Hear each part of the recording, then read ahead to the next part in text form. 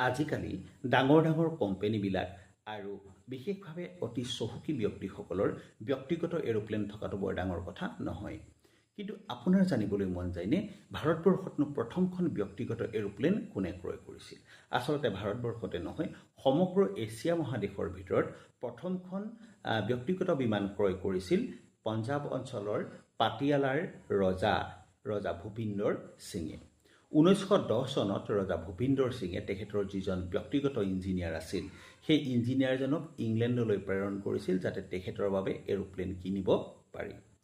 সেই ইঞ্জিনিয়াৰজনে পচন্দ কৰা অনুসৰি ভূপিন্দৰ সিঙে দুখন ব্যক্তিগত এৰোপ্লেন ক্ৰয় কৰি ইংলেণ্ডৰ পৰা ভাৰতবৰ্ষলৈ লৈ আহিছিল। গতিকে ভাৰতবৰ্ষৰ ভিতৰত প্ৰথমজন এৰোপ্লেন কিনা ব্যক্তি হ'ল ৰজা ভূপিন্দৰ সিং। 1910 চনত তেখেতে সেই ব্যক্তিগত এৰোপ্লেন যি দুখন এৰোপ্লেন কিনি আনিছিল, সেই দুখন অৱশ্যে আজিকালিৰ এৰোপ্লেনৰ দৰে জেট ইঞ্জিন চালিত এৰোপ্লেন নাছিল, বৰঞ্চ সেই দুখন এৰোপ্লেনত প্ৰপেলাৰ আছিল আৰু প্ৰপেলাৰৰ জৰিয়তে তাৰ ইঞ্জিনটোক থ্ৰাষ্ট দিয়া হৈছিল।